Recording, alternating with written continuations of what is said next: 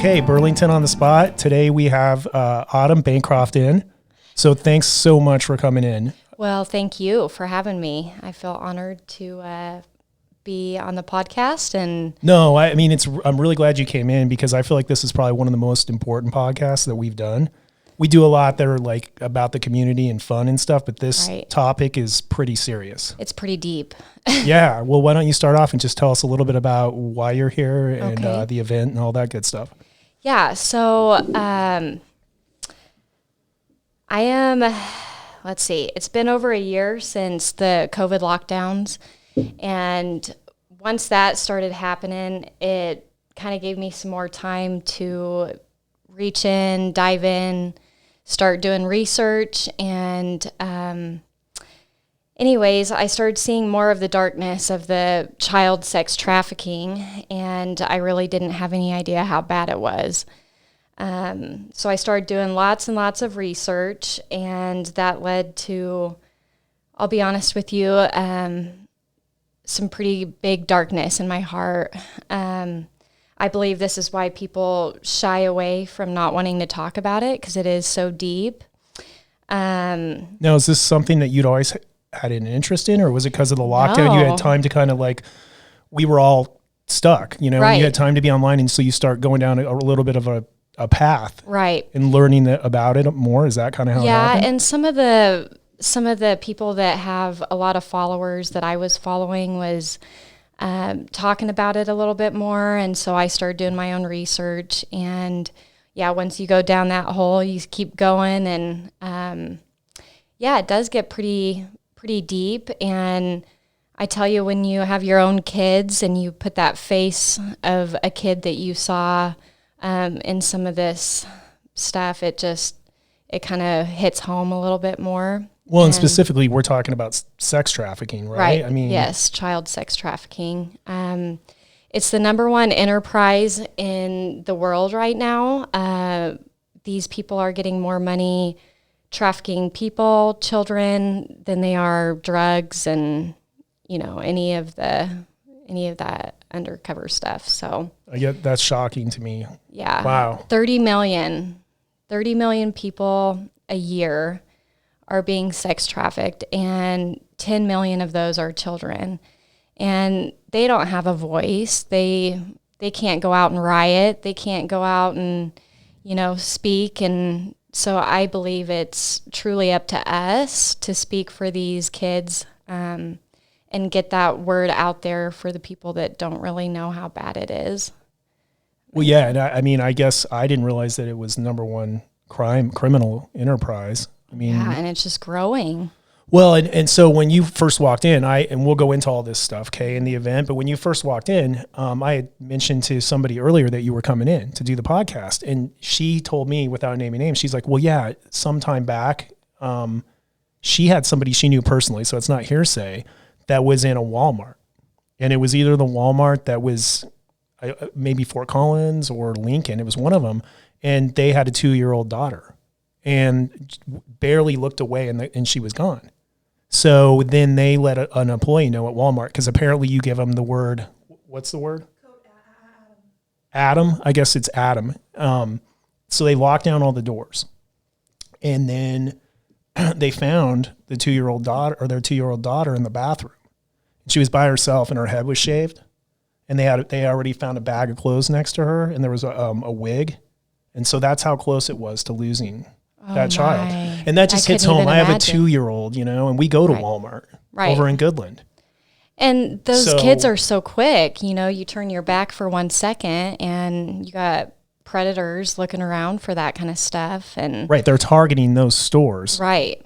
Yeah. So you really do have to watch. And yeah, if we don't start talking about it and raising awareness now, like I said, it's going to be in our backyard. And it could be our kids, you know, so. Well, and I think that's why I wanted to do this too. After I heard that story and you coming in, it's to get the message out to everyone. Don't take it for granted that your children are going to be okay if you look away for a little bit. Right. I mean, because there's people trying to prey on them. Right.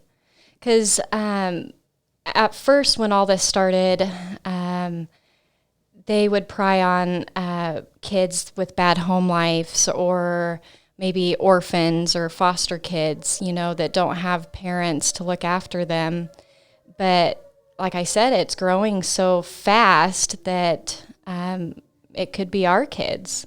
And either way, these kids don't have a voice, like I said, so it's kind of up to us to get loud and talk about it and put these people down, put them in jail, whatever. But so is that why you decided to do this event? And can you tell us a little bit about the event? Yep. So I had been praying about it a lot, and I felt like the Lord spoke to me because it was kind of a sense of helplessness, like, where do you go? Like, how do you even start to help these kids? And, this darkness isn't anything compared to what these kids are going through. So that's kind of what got me going and, had me start talking to people about it. I came across this organization. It's called Operation Underground Railroad. Okay. And when were they founded, and what do they do? So they, the CEO, his name's Tim Ballard. They've rescued over 4,000 children, and he started this about 17 years ago. It's crazy. In the U.S.? Yes. So a little bit about him. So yes, he's the CEO of the organization. He was a former undercover operative with the CIA and has spent over a decade working as a special agent for the Department of Homeland Security. So he was assigned at first to do the Internet Crimes Against Children Task Force and was deployed as an undercover operative. And you can go on YouTube and you could type in Tim Ballard at Operation Underground Railroad, and he's got so many videos out there that he can take you through about every operation. This like firsthand, and that's why he said, I have to do something about it when I retire or whatever. Yeah. And it was so dark that he even says, he talked to his wife about doing this before they even decided to go ahead and go with the operation, but she at first didn't want him to do it because it would bring so much darkness into their home, and he was getting ready to go tell them no, that he wasn't going to be part of it. And she came in, she had tears in her eyes, and she couldn't sleep all night, and she said, the same reason that I don't want you to do this is the same reason why you have to do this, and we have to save as many children as we can from this. So I think they've got 9 kids now. They've got 9 kids, like that. Well, I believe like 4 or 5 of them are their own, and then the rest are adopted. Some of the ones that have been saved, or oh wow, yeah. Actually, his first undercover operation was in Haiti after the hurricane, and he went in. They saw this unit that had orphanage wrote on the building, and they knew it wasn't registered orphanage, so they went in, and he just walked in, and the guy said, "Oh, you must know what I'm doing here, or what we do here." And he said, "Yeah, I do." And anyways, they were selling these kids for about 10 grand each, and so he had to buy a kid to seal the deal to know that that's exactly what they were doing. To prove it. Right. And so this little boy, he was 2 years old at the time, comes running up to him, and Tim said he chose him, so he decided to buy him. And they were getting ready to leave, and this little girl, he turns around, he hears footsteps, and this little girl is right behind him, and it was her little brother. Oh, man. So he gives her a little candy bar, and, most kids take it and run and go eat the candy bar. She opened it up, split it in half, and gave the one to the little boy he was holding. So he grabbed her too? Well, she's a little bit older. I think she's 5. so he was able to talk to her a little bit more, and he said, because no one else was around, and he just said, we're here to protect you. You have to play along with this. And there was 28 kids that they saved in that operation. Oh, wow. That's awesome. And he ended up adopting those 2. Okay. And he's raising them still. Yeah. Yeah, they're his own. So. Oh, that's a great story. And so people can find more about that on YouTube or their website? Yep. So Tim Ballard, right? Tim Ballard, or you can go to, it's abbreviated, OUR Rescue on YouTube, and it just pulls up, they've got so many different topics, different operations that they've done. So. And it's informational. That's where you learned a lot about this topic. Exactly. Yeah. Yeah. And he gets pretty emotional about it. It's hard not to. Yeah. I mean, yeah. So, but yeah, they've saved about 4,000 kids so far, and over the last 17 years. Mm-hmm. Yeah. Wow. And yeah, that's like 260 a year or something. That's a lot. Yeah. And yeah, 10 million kids. It's just, that's even hard to fathom. Okay, we had to take a quick little break there because of a camera issue, but so we were talking about some stats before we go into the event. So what do you got there? And this was about the Suez Canal incident, right? Evergreen? Yes. So I've been following this for a while. A lot of people don't know what's going on with the Evergreen ship, and there's another one, Ever Given, which I haven't received or read much about that one. I thought this was interesting. Some Navy SEALs were on the spot to, look in to see what's actually in this Evergreen ship. And they rescued over 1,000 trafficked children and dead bodies out of the shipping containers in the Suez Canal.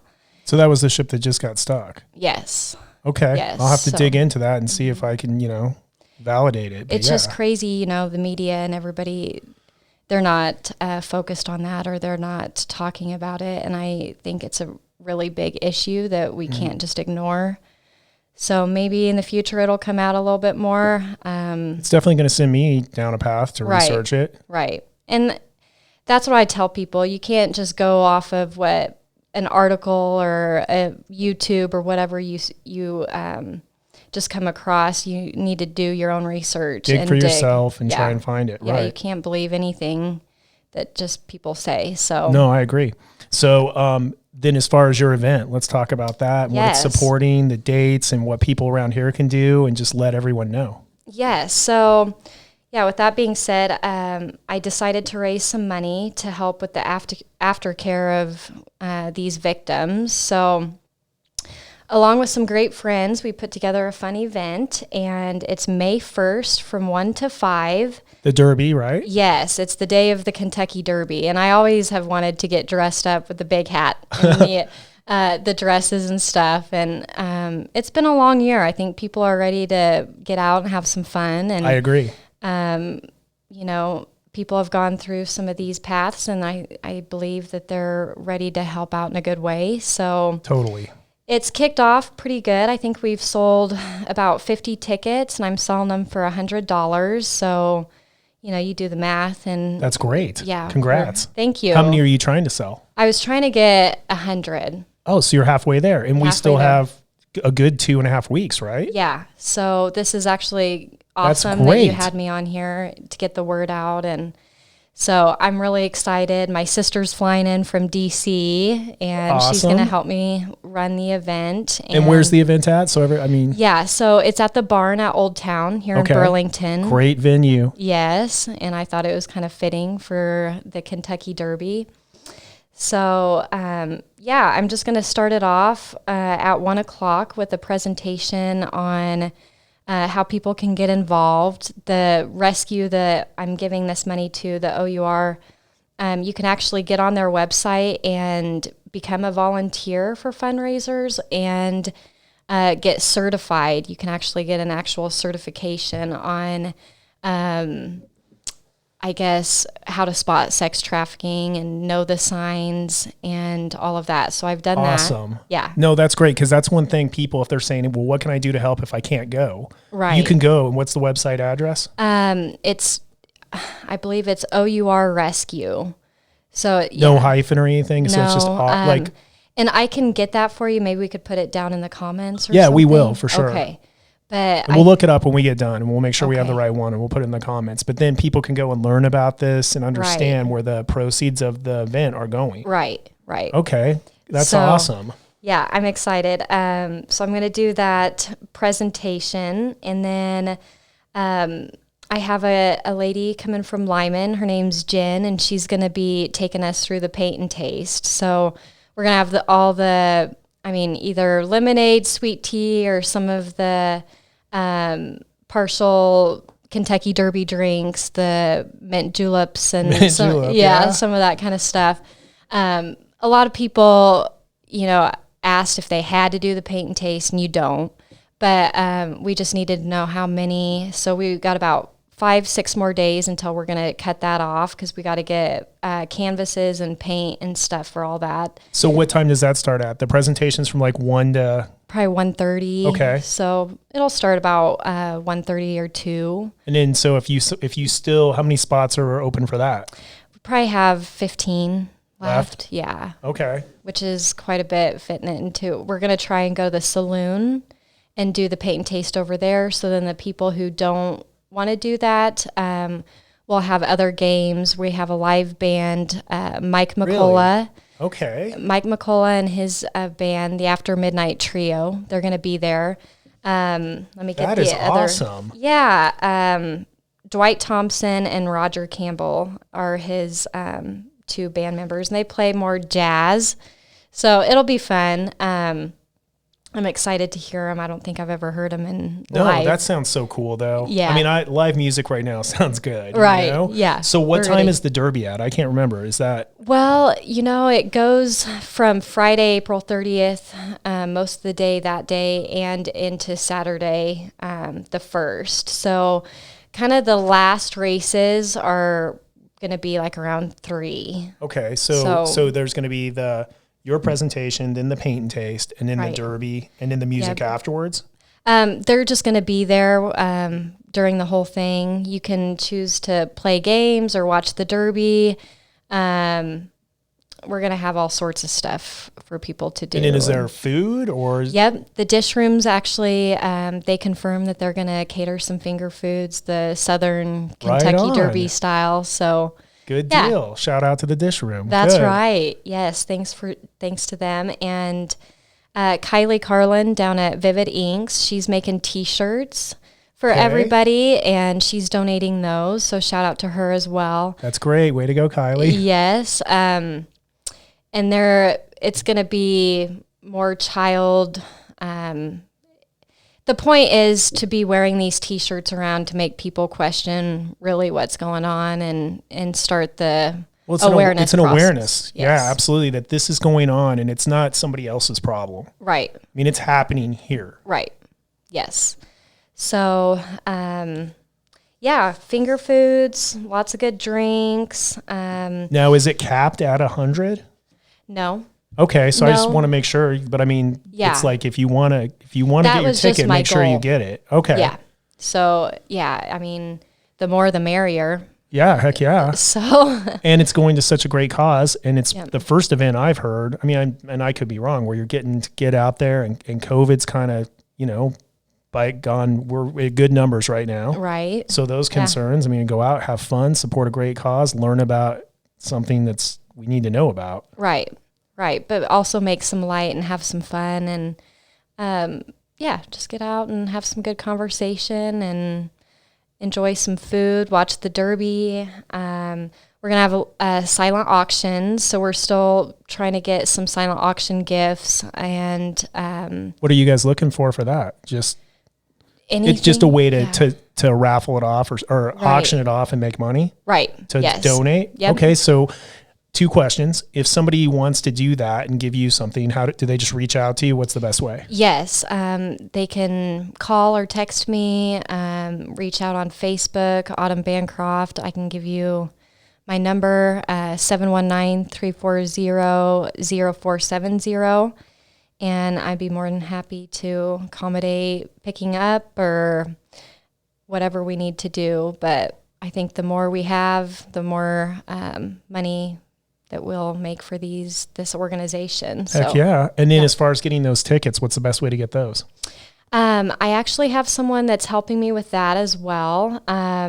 We'll post the flyer that I had and her number's on there. Okay. So you can reach out to her and get tickets, or you can reach out to me as well. And we'll just catch up that way, I guess. Okay. Yeah.